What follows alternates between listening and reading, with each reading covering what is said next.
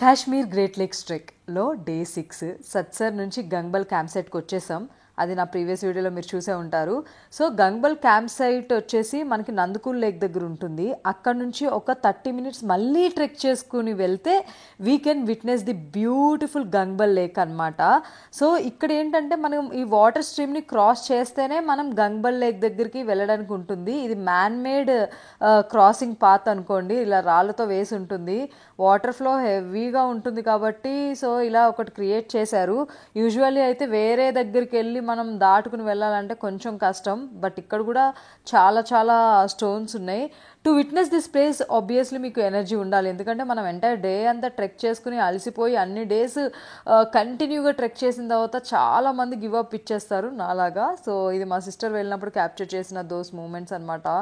And she really enjoyed it. And ఆ views చూసినప్పుడు కొంచెం ఓపిక తెచ్చుకుని ఉంటే బాగుండని అనిపించింది. And look at the beauty, ఎంత అమేజింగ్ ఉంది కదా.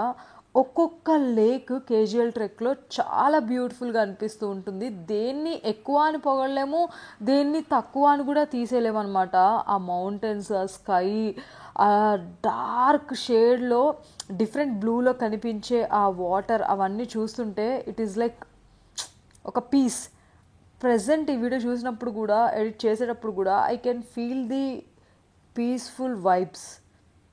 అండ్ అక్కడ ఇలా ఒకటి ఉంది కదా కాశ్మీర్లో, అండ్ ఎస్పెషలీ ట్రెక్ వచ్చినప్పుడు ఎవరైనా హిందూస్ ఉంటే ఈ ప్లేస్కి వెళ్ళి అక్కడ దీపం వెలిగిస్తారంట. అక్కడికి వెళ్ళడానికి కూడా ఇట్స్ ఏ బిగ్ టాస్క్ అనుకోండి. అండ్ మనకి కేజీఎల్ ట్రెక్లో ఎక్కువ గుర్రాలు అండ్ అలాగే షీప్స్ కనిపిస్తూ ఉంటాయి. వాటిని అబ్జర్వ్ చేయడం కూడా it's a beauty. And this is the most beautiful camp site and last camp site of the KGL trek.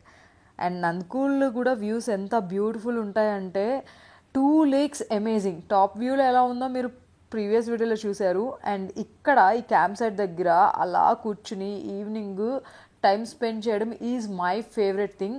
కొంచెం రిలాక్స్ అయ్యి, అండ్ ఎదురుగా ఇంత పెద్ద మౌంటైన్ కనిపించిందంటే లైక్ అది ఒక గ్లేషియర్తో కవర్ అయిపోయింది, మౌంట్ హర్ముఖ్. క్యాంప్ సైట్ నుంచి నడుచుకుంటూ అలా నందకూల్ లేక్ దగ్గరికి వచ్చి I was figuring out like ఎక్కడ కూర్చోవాలి ఏంటి అనేది అనమాట. సో ఇది వచ్చేసి హర్ముఖ్ మౌంటైన్ కింద ఉండే లేక్ అనమాట. సో మనకి టాప్ వ్యూలో ప్రీవియస్ వీడియోలో చూస్తుంటే 2 లేక్స్ కనిపిస్తూ ఉంటాయి. One is Nundkol and the other one is Gangbal. మా సిస్టర్ గంగ్బల్ లేక్ చూడడానికి వెళ్ళింది. ఆ మూమెంట్లో నేను ఇక్కడ ఒక క్వాలిటీ టైం స్పెండ్ చేయాలని ఫిక్స్ అయ్యాను అనమాట. అలా ఫ్లో అవుతున్న వాటర్ని చూస్తూ, ఎదురుగా ఉండే అద్భుతమైన వ్యూస్ని ఫీల్ అవుతూ, అక్కడ క్యాంపింగ్ వేసుకున్న టెంట్స్ కానీ, అండ్ అక్కడ ఉంటున్న other trekkers, local people, everybody, everything లైఫ్లో మర్చిపోలేని ఒక ట్రెజర్. నాకైతే ఇది ఒక మంచి థెరపీ మూమెంట్. అండ్ ఎంత పీస్ఫుల్ అనిపించిందంటే ఎన్ని గంటలు అలా కూర్చునిపోయానో నాకే తెలీదు. I was literally sitting and enjoying the views అనమాట. అండ్ అక్కడ వాటర్ ఫాల్ లాగా కనిపిస్తుంది కదా, అది చాలా చిన్నగా కనిపిస్తుంది కానీ యూజువల్లీ అది చాలా పెద్దది, స్నోతో కవర్ అయిపోయింది. హర్ముఖ్ మౌంటైన్ అంతా కూడా అది ఒక గ్లేషియర్. ఎన్నో ఇయర్స్ నుంచి అలా గడ్డగట్టుకుపోయిన స్నో వాటిపైన ఉందన్నమాట. అండ్ అక్కడ సన్సెట్ అవుతూ రేస్ వస్తూ ఉంటే, ఆ క్లౌడ్స్ ఆ స్కైని చూస్తుంటే వాట్ ఏ మూమెంట్ అబ్బా. నేను అక్కడ కూర్చుని మంచిగా ప్రశాంతంగా హాట్ వాటర్లో నేను తెచ్చుకున్న గ్రీన్ టీ ప్యాకెట్ వేసుకుని I was literally vibing myself. నాకు ఎంత మందితో వెళ్ళినా కానీ ఐ నీడ్ సమ్ స్పేస్, అంటే I need to enjoy or think or feel the vibe. అసలు నేను ఇదంతా చేసేది కూడా టు నో అండ్ యూనివర్స్ గురించో, లేదంటే నన్ను నేను తెలుసుకోవడమో, what is life, something like that. I want to enjoy the moment. ప్రతి ఒక్క శ్వాసని నేను ఆస్వాదించాలనుకుంటున్నాను అనమాట. సో నన్ను చూసి నేను కూడా వస్తానని చెప్పేసి my sister and one of my friend Bharat also joined.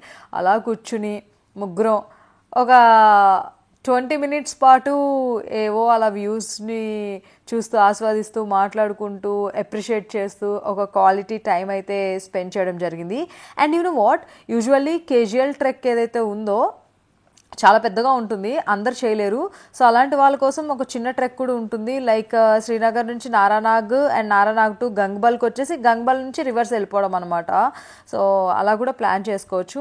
And we found somebody, like వాళ్ళే వచ్చి మాట్లాడారు, local people, Kashmiri people. So వాళ్ళ టెంట్ అది.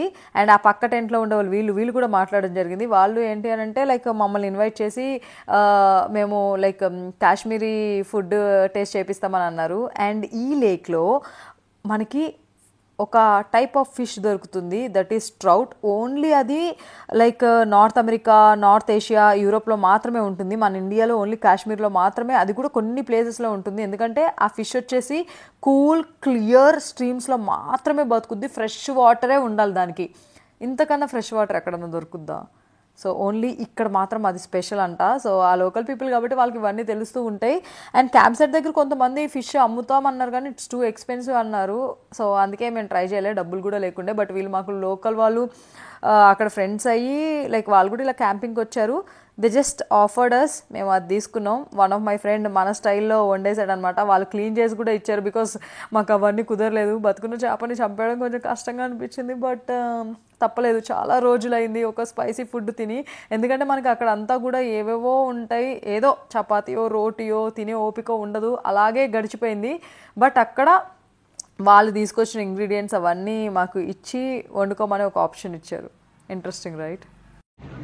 అక్కడ చేపని క్లీన్ చేస్తున్నారు, ఇక్కడ చేపని పడుతున్నారు, అండ్ ఇక్కడ చేపని వండుతున్నారు. కొద్దిసేపట్లో నేను చేపని తింటాను.